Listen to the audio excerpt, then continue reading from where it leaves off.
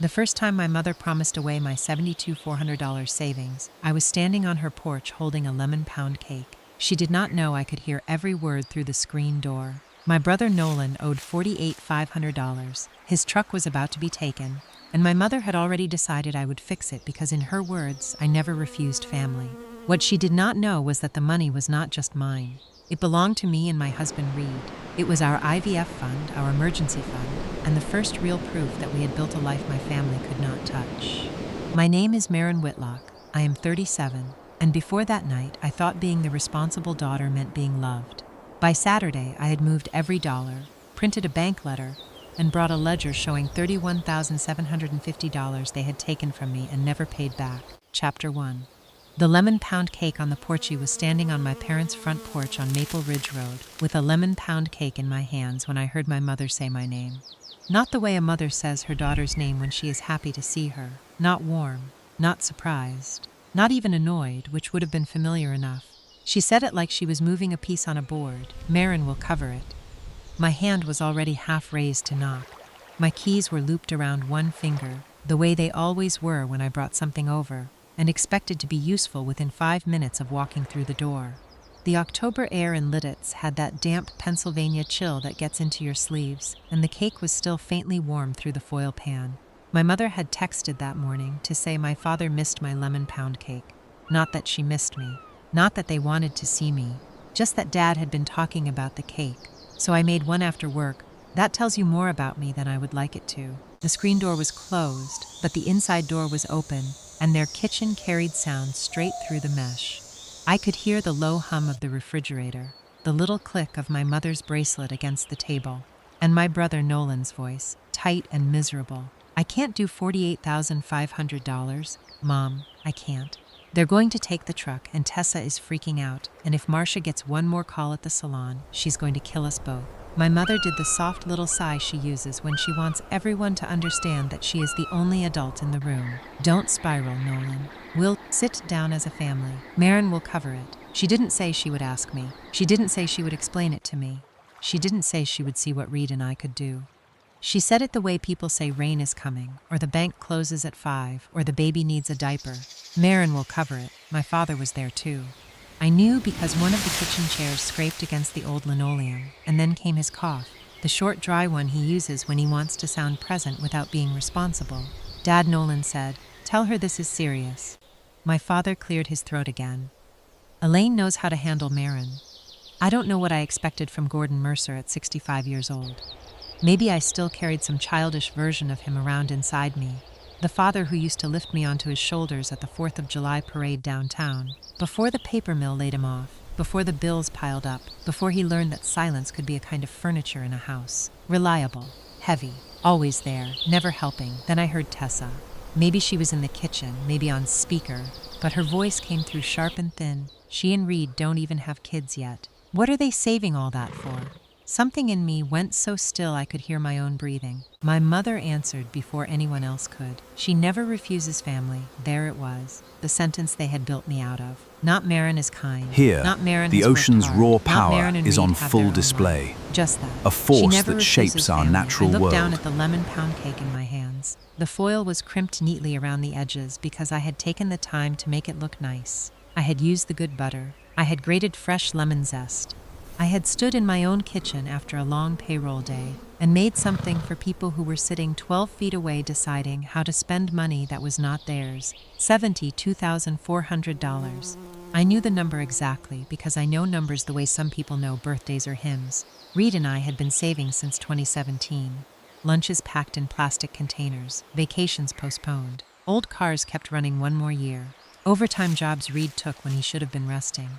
Clients I accepted even when I was tired. It was our IVF fund, our emergency fund, and the beginning of a down payment on a house with a small yard where Reed kept saying he would build raised garden beds if we ever got lucky enough to need more space. It was not extra money. It was not Mercer family money. And nobody in that kitchen had said my husband's name once. I stood there long enough for my knuckles to ache around the pan. Nolan was still talking, faster now, saying something about the business line from the copper rail, about not knowing online cash advances could stack up that quickly, about how he just needed time. My mother told him time was exactly what family bought for each other. My father said nothing. I lowered my hand. I did not knock. I did not burst in. I did not hold up the cake and ask them what kind of daughter they thought they had raised. That would have made a better scene, maybe. Louder. It's more satisfying in the moment. But I have spent my life cleaning up after loud people. I set the lemon pound cake on the top step, carefully, like it was something breakable. Then I turned around, walked back to my car, and drove the 12 minutes home to Lancaster Township with both hands on the wheel. On the drive, the years started arranging themselves in my head. I was 24 when Dad got laid off from the paper mill in 2012. By then, I was already the practical one, the one who remembered due dates and read the fine print. But after the layoff, it became official without anyone ever saying so. Mom stopped opening envelopes because they made her anxious. Dad started leaving bills in a basket near the microwave like paper could disappear if you ignored it long enough. Nolan was 21 and full of ideas, none of which involved helping. So I called the electric company. I negotiated payment plans. I figured out which insurance premium could wait 3 days and which one could not. I covered a truck repair once because Dad needed to get to interviews. I paid a heating bill one winter because Mom said the pipes would freeze and Nolan said he was tapped out. Every time, they called it help. Every time, it quietly became history no one else had to remember. I became the daughter with a head on her shoulders. The steady one. The one who could be counted on. I never noticed that being counted on and being counted were two very different things. Now I was 37. I kept books and ran payroll for Horn Hardware, Nair Family Dental, and Keystone Lawn and Stone. I was not rich. I was careful. There is a difference, and my family had always treated that difference like an invitation. When I pulled into our driveway, Reed was in the mudroom with a small toolbox open beside him, testing an outlet that had been flickering for a week. He looked up when I came in empty-handed. I must have looked different because he set the tester down immediately. "Tell me," he said. "That is Reed. 39 years old, a licensed electrician, quiet in the way grounded people are quiet. He does not fill a room because he is afraid of silence. He lets silence tell him what kind of room he is in." I stood by the kitchen counter and told him everything. The porch, the cake, Nolan's debt, my mother's voice, my father's cough, Tessa's little comment about us not having kids yet, and the sentence that had followed me all the way home. "She never refuses family." Reid listened without interrupting. When I finished, he did not slam his hand on the table. He did not call my mother names. He did not tell me what I should have done. He asked one question: did she mention my name once? I opened my mouth, then closed it, because she Here, hadn't. the Not ocean's once. raw Neither had power Nolan. is on Neither full had display, Tessa. Not even my a father, force that who had shapes sat in our that natural kitchen when world. my mother promised away money my husband had earned too. Reid nodded slowly, like something painful had just confirmed itself. "That money is ours, Maren. Not in a controlling way. Not in a mine versus yours way. Ours. Our appointments. Our emergencies. Our house someday. Your mother doesn't get a vote because she gave birth to you." I sat down at the kitchen table because my legs suddenly felt tired. He pulled out the chair across from me and opened the laptop, then turned it so it faced me. "Red Bridge Credit Union is in Ephrata," he said. "Your family doesn't bank there. We can open a household savings account in both our names. No links to Commonwealth, no old access, no joint history. But you decide. Not me." That was the thing about Reed. He did not take the wheel from me. He just pointed out when the road ahead was washed out. I looked at the screen. Red Bridge Credit Union, new appointment, tomorrow morning. For a second, guilt rose in me so fast it almost felt like love. Mom would be furious. Nolan would panic. Dad would look disappointed in that tired way that always made me feel 16 again. Tessa would say something cruel and call it honesty. Then I pictured the kitchen on Maple Ridge Road. 4 people discussing our savings before I had even knocked. I clicked the appointment button. After that, I did not call my mother. I did not text Nolan. I did not defend myself to Tessa. I opened a blank file on my laptop and typed Mercer Family Ledger 2025. The cursor blinked on the empty page. Reed set a mug of tea beside me and rested his hand briefly on my shoulder. I typed the first line before I could talk myself out of it. Money promised without consent. Chapter 2. Every door they thought was open by 8:40 the next morning. Reed and I were sitting in a small glass-walled office at Red Bridge Credit Union in Ephrata, with our driver's licenses on the desk, and my phone face down between us like it might start ringing out of spite. Hallie Brooks looked about 12 to me, though her nameplate said Member Services Specialist, and her calm voice made me feel older than 37 in a way I did not appreciate. She had soft brown hair clipped back, a navy cardigan, and the steady patience of someone who had watched a lot of people come in trying to untangle their lives from somebody else's. "So you want a new household savings account with both of you listed as joint owners," she said, checking the form on her screen. "No external account access except the transfer you authorized today. New security questions. New online banking profile. No authorized users." "That's right," Reed said. Then he looked at me because he had meant what he said the night before. He was not taking this out of my hands. I nodded. "Yes, both of us. No one else." Haley clicked through the setup. There were signatures, routing numbers, transfer limits, a beneficiary form we could update later, and a little plastic card with the credit union's contact information. Nothing dramatic happened. No alarm sounded. No one burst through the door and accused me of betraying my family. I just sat under fluorescent lights and moved our future out of a place my mother knew too well. That was the important part. Elaine Mercer could not legally walk into Commonwealth Bank and Trust and empty my household savings. Her name was not on that account. She did not have my password. She did not have Reed's consent. But she knew where I banked. She knew I had banked there since my 20s. She knew there had once been a joint account with her name and mine attached to it. And my mother had always been good at finding doors that were not locked because I had never believed she would try the handle. So I locked them. Hallie explained the transfer schedule, and I watched the first chunk move from Commonwealth to Red Bridge. I should have felt relieved. Instead, I felt like I was doing something forbidden. Reed must have seen it on my face, because he reached under the desk and squeezed my hand once. "You're not stealing anything," he said quietly. "I know." "No," he said. "I mean it. You're protecting what we built." That word stayed with me. Built. Not found. Not inherited, not handed over by people sitting around a kitchen table on Maple Ridge Road. Built. My phone buzzed before Haley finished printing the receipt. I turned it over and saw the Mom. ocean's raw Of course, power I is let it on ring full twice, display, then answered because a ignoring force that Elaine too shapes our early natural would only make world. her more creative. "Hi, Mom." Her voice came through sweet as powdered sugar. "Maren, sweetheart, did you get home all right last night? I saw the cake on the porch this morning. Why didn't you come in?" I looked at Reed. He gave me nothing but presents. I realized it was late. It was barely 7. I was tired. A tiny pause. Not enough to be called suspicion, but enough for a daughter to hear the shift. "Well, your father was disappointed. He loves that cake. I'm glad he got it." Haley slid a paper across the desk for me to sign. My hand did not shake, but it wanted to. Mom sighed.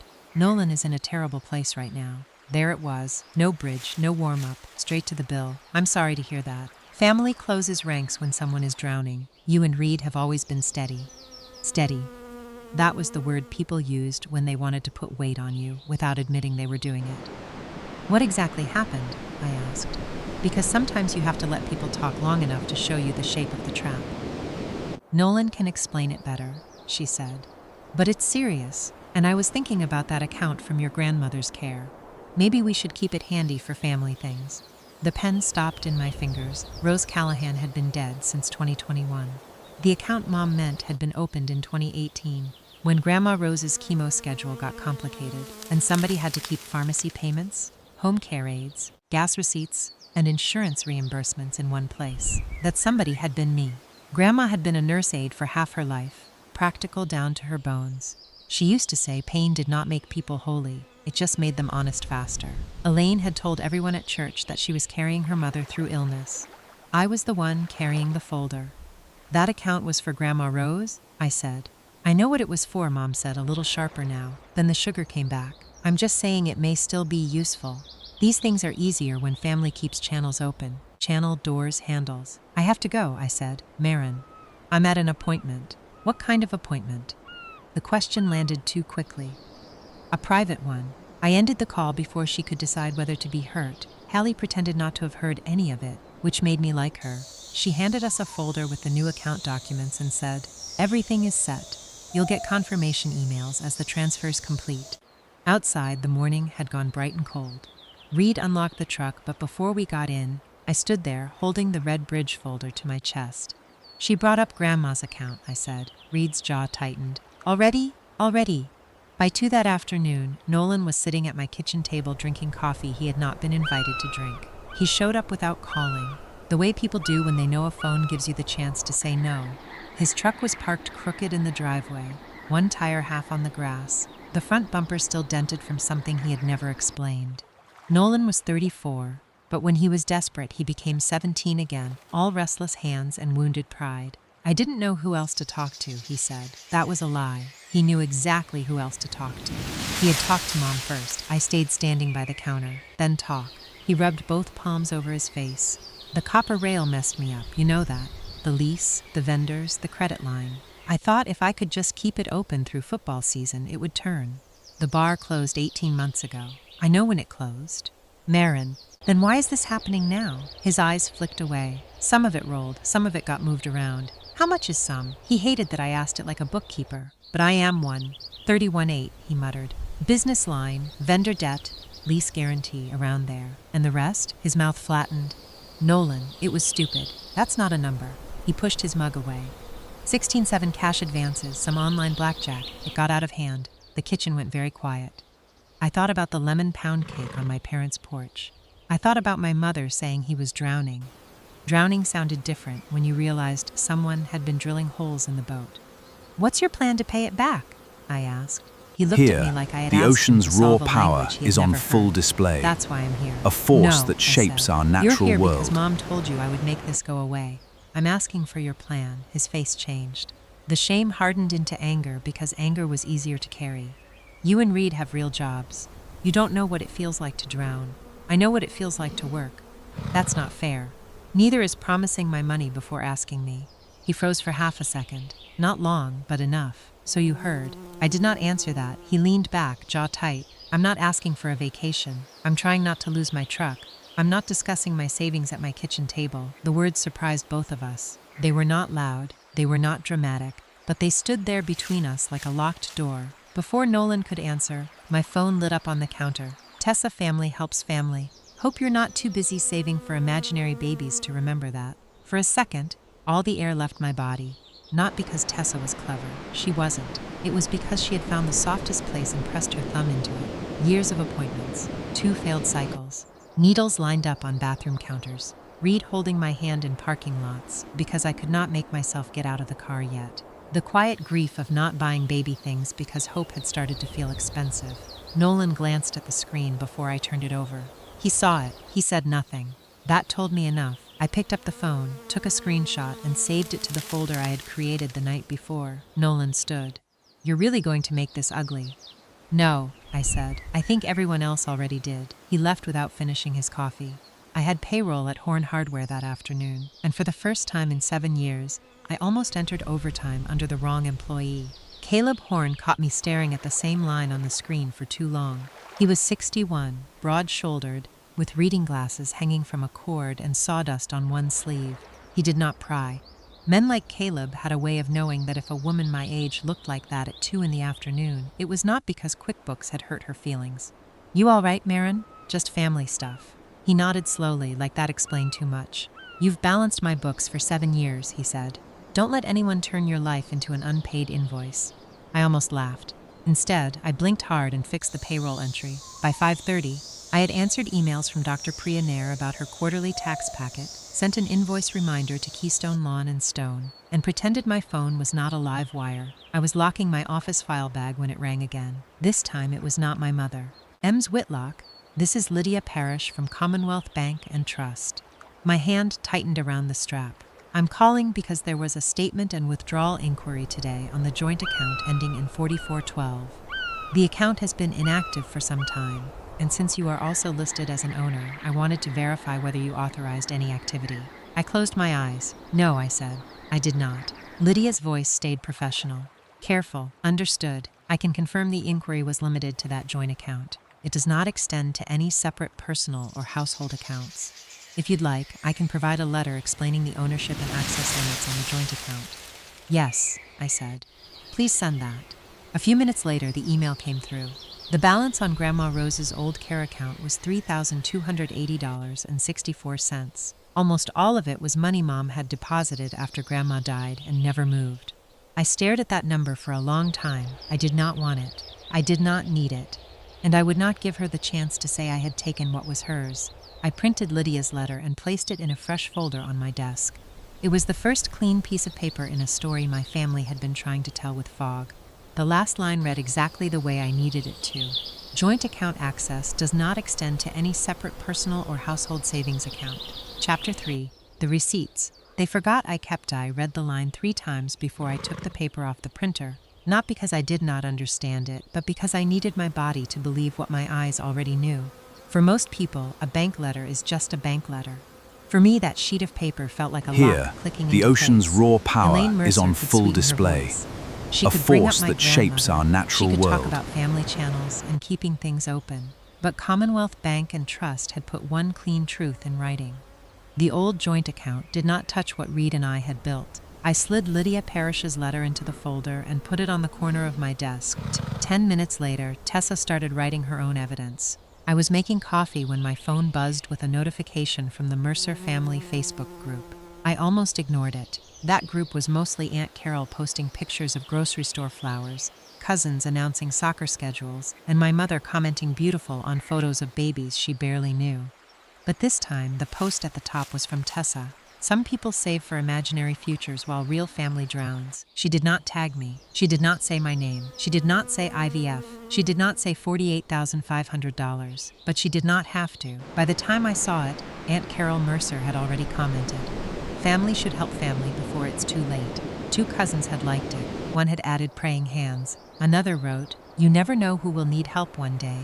My thumb hovered over the screen. I wanted to type something sharp enough to make Tessa regret learning how to spell. I wanted to say, "You mean the imaginary future I have injected hormones for, cried over, paid for, and protected while you called my brother's gambling a crisis." I wanted to say, "Real family asks before assigning a debt." Reed came in while I was still staring at the post.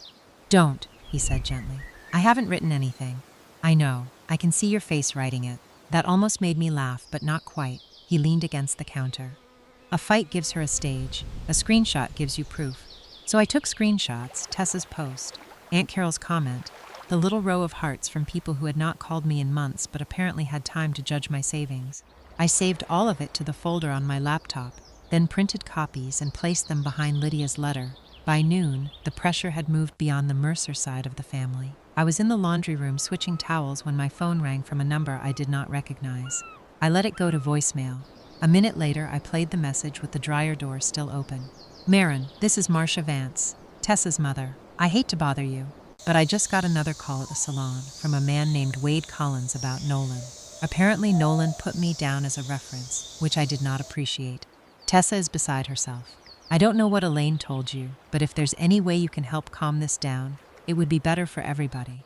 Better for everybody. That was how these things always arrived.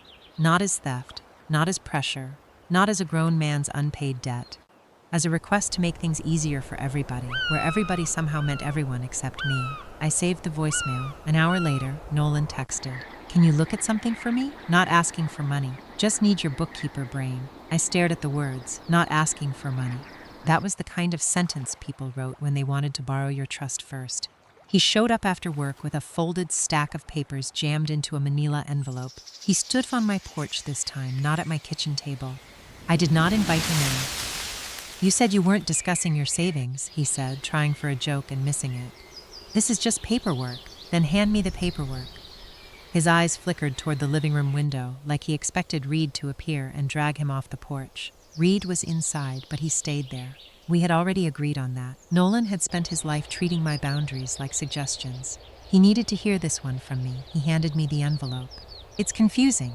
Debt documents usually are, when you wait until they are stacked high enough to scare you." Inside were letters from a recovery office, a notice connected to the copper rail, and a page with the name Wade Collins printed near the top. There was also a loan officer listed, Evan Rusk. I did not know him, and I did not need to. His name was only there because at some point Nolan had signed papers he did not understand, or did not want to understand. The numbers were not confusing: $31,800 tied to the business line, vendor debt, and the lease guarantee from the copper rail. Here, the ocean's raw power is on full display, a force that shapes our natural world. Cleaner than blackjack at 2 a.m. A truck repossession warning if payments did not resume. And then the line that made everything in me go cold. Elaine Mercer and Gordon Mercer were listed as co-signers on $18,000 of the business credit. I looked up. Nolan was watching me like a child watching a teacher grade a test. "Mom didn't mention that," I said. He swallowed. "It's not a big deal. If it wasn't a big deal, she would have said it first. She was trying not to upset you. No, she was trying to get me to pay before I understood who else she was saving. His face reddened. You always make it sound ugly. I held up the papers. No, Nolan, I just read what's on the page. He snatched nothing back. He only stood there, breathing through his nose, trapped between needing my help and resenting me for being able to understand the problem. After he left, I sat at the dining room table with the envelope open in front of me. I thought about the copper rail, how Mom had bragged when Nolan opened it. My son owns a business, she had said at church, at the grocery store, at Thanksgiving, to anyone who stood still long enough. Nolan just needs one good chance. He had gotten chances, rent extensions, vendor delays, a lease payment I covered once because Mom cried and said the lights would go off before Friday night. Every time, I told myself it was temporary. Every time, the money left and the gratitude expired before the check cleared. That evening, I went up to the attic. The pull-down stairs groaned under my weight, and the air smelled like dust, insulation, and old cardboard. I found the banker's box behind Christmas wreaths, and a broken lamp Reed kept meaning to fix. Mercer Miscellaneous I had written on the side years ago in black marker. A normal person might have thrown those papers away. I am not a normal person with papers. I found check carbons, printed transfer confirmations, a receipt from the mechanic who replaced Dad's truck transmission, a note for Nolan's apartment deposit, a Commonwealth printout from the winter I paid Mom and Dad's heating bill because Elaine said the pipes would burst, another receipt from a bar lease extension, small amounts, large amounts, the kind of family history nobody frames. Near the bottom was a folded sheet of yellow legal paper. I knew what it was before I opened it. In 2019, Nolan had needed $4,800 to keep the copper rail open one more month. He had been laughing when he wrote it, like making a joke out of owing me money made the debt less real. I, Nolan Mercer, owe my sister Maren $4,800, to be paid back when the bar turns a profit. His signature sat at the bottom, loose and careless. The bar never turned a profit.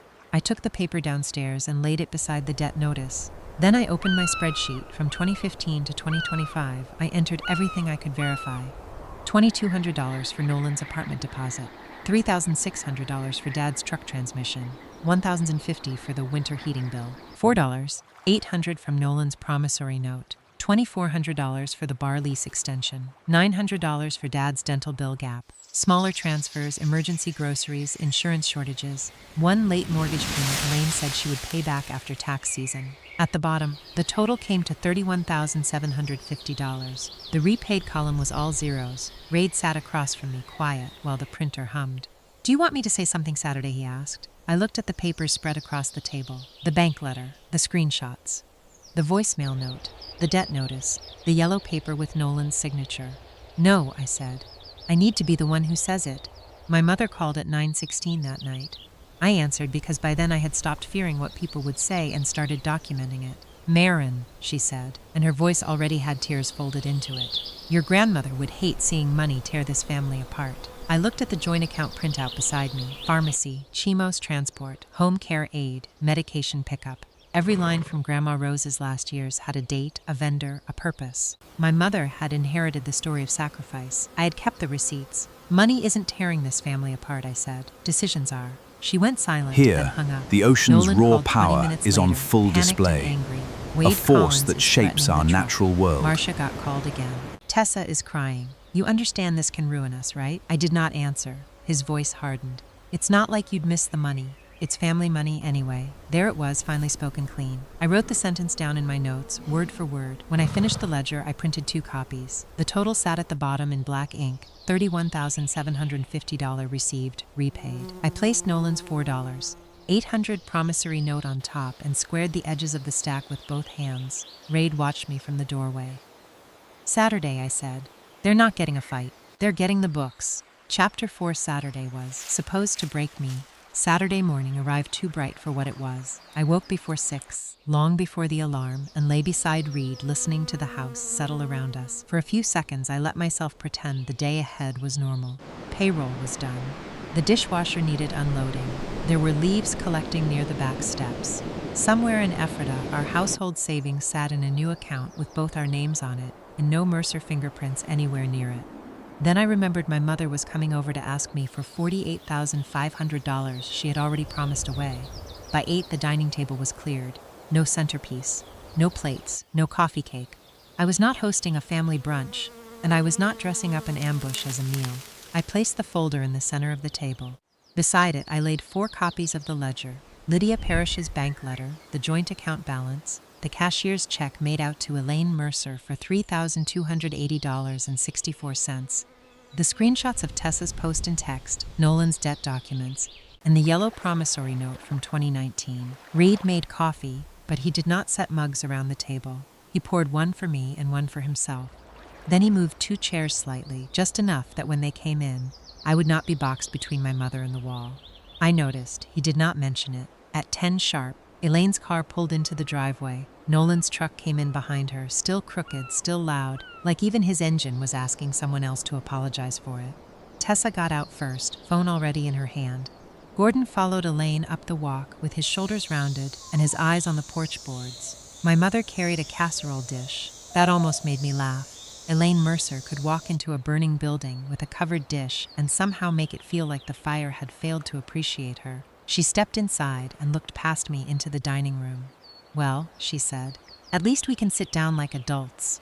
"We can sit down," I said. Tessa glanced around, her thumb tapping the side of her phone. Nolan looked exhausted, unshaven, angry before anyone had spoken. Gordon gave me the smallest nod, the kind strangers give in waiting rooms. We sat. Elaine placed the casserole on the counter as if she owned the kitchen, then folded her hands on the table. "We are not here to fight," she said. No one answered. "We are here because family takes care of family.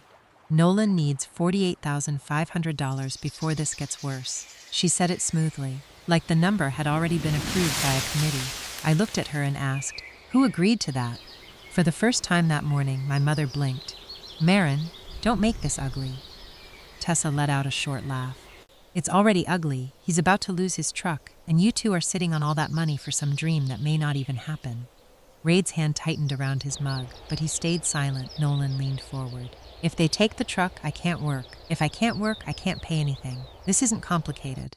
Gordon cleared his throat. "Maybe we can all just calm down." I looked at my father.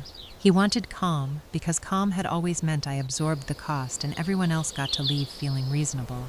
Elaine reached across the table like she might pat my hand, but I moved it before she could. "You've never refused family," she said. There it was again, dressed as love, sharpened like a hook. I opened the folder. The sound was small. It still changed the room. "I made copies," I said. Tessa lowered her phone a little. I slid the first stack toward my mother, another toward Here, Nolan, the another ocean's toward raw Gordon, power another is on toward full Tessa. display. Nobody touched A them force first. that shapes "This our is natural a letter world. from Lydia Parrish at Commonwealth Bank and Trust," I said. "It confirms that the old joint account from Grandma Rose's care gives you access to that joint account only. It does not give you access to any separate personal or household savings account belonging to me and Reed." Elaine's mouth tightened. "Our savings," I continued, "the $72,400 you discussed in your kitchen before I ever knocked, has been moved to Redbridge Credit Union. The new account is in my name and Reed's name. It is not linked to the old joint account. You have no access to it." Nolan pushed back from the table. "You moved it?" "Yes." Elaine stared at me like I had slapped her. "You moved it before we even came here?" "I moved it after I heard you promise it." The room went quiet enough for the refrigerator to sound loud. I placed the cashier's check in front of my mother. "Lydia confirmed I had the right to withdraw the remaining balance because I was listed on the joint account too," I said. "But I wanted every cent documented. This is $3,280.64, the remaining balance in the joint account. Almost all of it came from deposits you made after Grandma died. I don't want it. I won't use it. Once you take this, I'm signing to close that account." Elaine did not look at the check. She looked at me. "You're making a show of this." "No," I said. "I'm making a record." Then I placed Wade Collins's notice on the table. "This is Nolan's debt documentation. $31,800 tied to the copper rail. $16,700 tied to cash advances and online gambling activity, and $18,000 of the business credit line co-signed by you and Dad." Gordon's face drained. Nolan slammed his palm on the table. "You had no right to dig through that. You brought it to my porch and asked me to use my bookkeeper brain. That doesn't mean you get to weaponize it." "No," I said. "It means you expected me to understand it, fix it, and stay quiet." Tessa muttered, "Unbelievable." I turned to the ledger. From 2015 to this week, I verified $31,750 I gave this family. I read only the large lines because I did not need to drown them in paper. They were already sinking. $3,600 for Dad's truck transmission. $2,200 for Nolan's apartment deposit. $1,150 for the winter heating bill. $2,400 for the copper rail lease extension. $4,800 on a promissory note Nolan signed in 2019. I placed the yellow paper on top of Nolan's stack. He barely glanced at it. That was a joke. It was a joke because you never planned to pay it back. His face twisted. I tapped the final line of the ledger. Total received, $31,750. Total repaid, 0. Elaine's eyes filled, but I knew my mother's tears. Some came from pain. These came from losing control of the room. You've been keeping score against your own family? No. I finally wrote down the score you were pretending didn't exist. Tessa lifted her phone again. People should see how you talk to your mother. I slid the screenshots toward her. You wanted witnesses. I brought paper ones. Her eyes hit the printed Facebook post first. Some people save for imaginary futures while real family drowns. Then the text about imaginary babies. Her face changed, not with guilt, but with the anger of someone who had forgotten her cruelty could be printed. Elaine pulled herself upright. Your grandmother would be ashamed of this. I had expected that one. It still hurt. I placed 3 pages from the Rose account beside the bank letter. Pharmacy, chemo transport, home care aid, medication pickup. Grandma Rose was cared for with appointments, receipts, and bills that got paid. Not with stories you told at church. Gordon whispered. Maren, I looked at him. You let her use Grandma against me too. He closed his mouth. Elaine turned to read then, desperate for another target. This is you. She was never like this before you. You've turned my daughter against her family. Raid set his mug down. Elaine said, this is family money. For the first time all morning he spoke. Then why was I never asked? The room stopped. Tessa looked away. Here, Nolan the ocean's stared at the raw table. power Gordon is on shut his full eyes. display. Elaine's face A flushed force red. that This shapes is our between me natural and my world. daughter, she snapped. No, I said.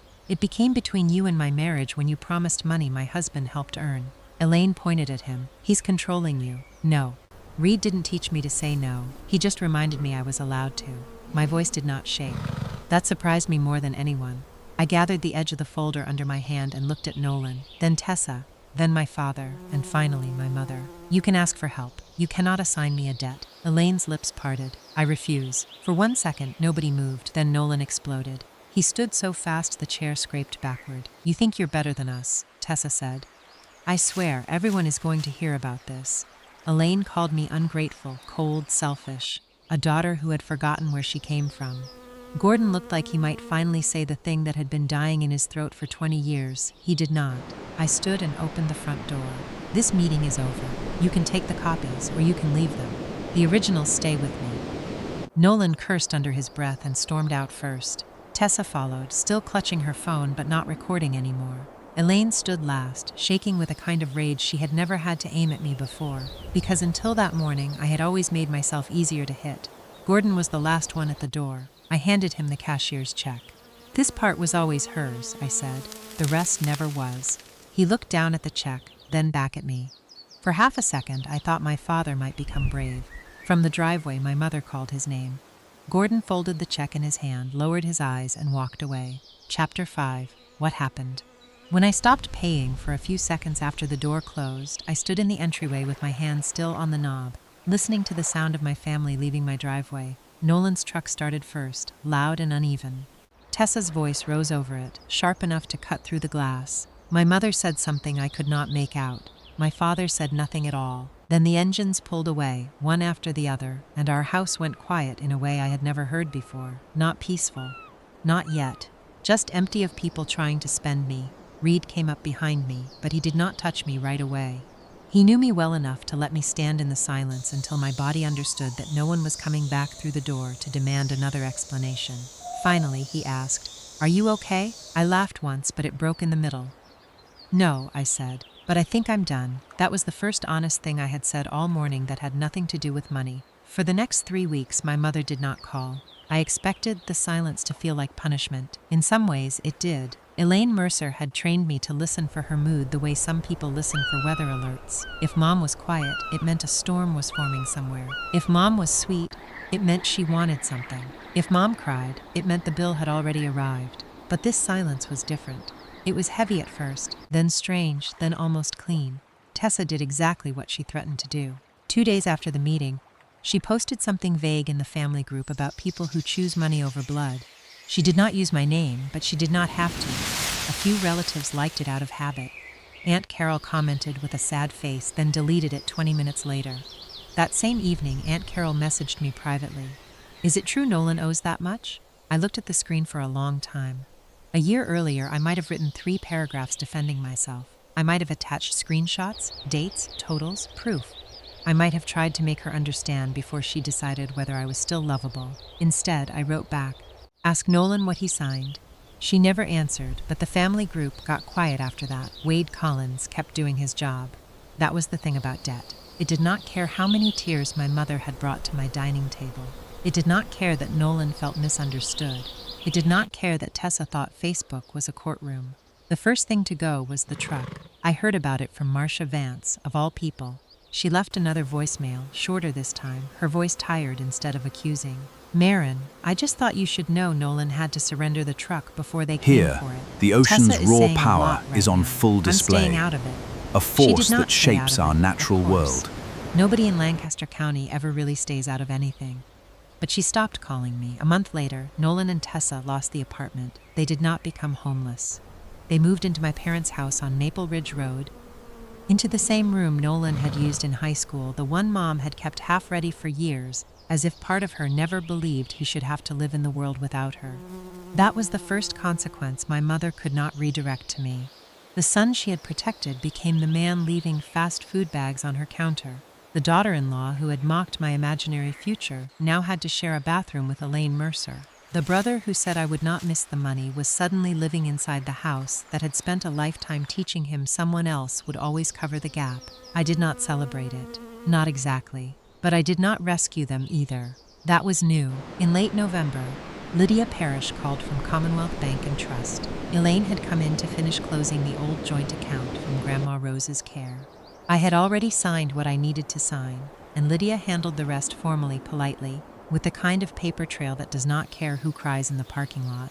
When that account closed, something in me closed with it too. Not love. I wish it were that simple.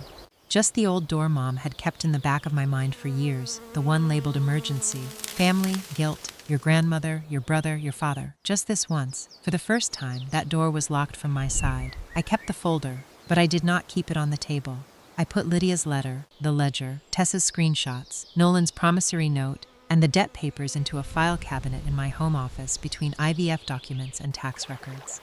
That felt right. Not hidden, not displayed. Available if the truth was needed, but no longer living in the middle of my day. Life did not become dramatic after that. It became smaller in the best way. I went back to Horn Hardware and finished payroll without entering the wrong overtime. Caleb Horn glanced at me over his reading glasses and said, "You look lighter." I did not tell him the whole story. I just smiled and said, "I closed an account." I nodded like that made perfect sense. Dr. Priya Nair emailed to thank me for the clean quarterly tax packet. Keystone Lawn and Stone paid an invoice before the due date for once. Reed fixed the mudroom outlet. We made soup on Sunday night. Ordinary things returned, and I had not realized how much I had missed them. At home, Reed and I sat with the Redbridge Credit Union statement spread between us. $72,400 still there. Not untouched by pain, but untouched by Nolan's debt. We scheduled a fertility clinic appointment for early 2026. There was no miracle ending. I did not find out I was pregnant 2 weeks later. My mother did not show up weeping with a real apology. My father did not suddenly become brave. Nolan did not send repayment checks with handwritten notes. Tessa did not post a confession. Real life is rarely that tidy, but the appointment was ours. The money was ours. The choice was ours. That was enough. A few days before Thanksgiving, Elaine texted me for the first time since the meeting. "Dinner is at 2 if you're coming." No apology. No mention of the cashier's check. No acknowledgement of what had happened in my dining room. Just an invitation shaped like a test. I showed Reed the message. "What do you want to do?" he asked. For most of my life, that question would have terrified me. What I wanted had always seemed like the least important detail in any family emergency, but that night I knew. "Not this year," I said, so I typed, "We have other plans. Hope dinner goes well." It was polite. It was short. It did not invite debate. Mom did not answer. I placed the phone face down and felt no urge to pick it back up. That is what changed most, not my family. Me, I did not stop loving them in one morning. I did not become cold because I said no. I did not destroy my family by printing receipts. The folder did not break anything. It only proved what had already been true for years. They had built a whole system around the idea that I would pay to be loved, and I finally stopped making the payments. That evening, I slid the file cabinet drawer shut. Reed stood in the doorway. The with his ocean's jacket raw on and power asked if I is was on ready full for dinner. display. My phone lit A up force once on the that desk. shapes our Elaine. natural I world. watched it buzz, then I turned it over, took Reed's hand, and walked out. If you were in my place, would you have helped Nolan pay that $48,500? Or would you have moved every dollar first? And when family starts calling your savings family money, where do you draw the line? Let me know what you would have done, because sometimes saying no is not selfish. Sometimes it is the first honest breath you have taken in years.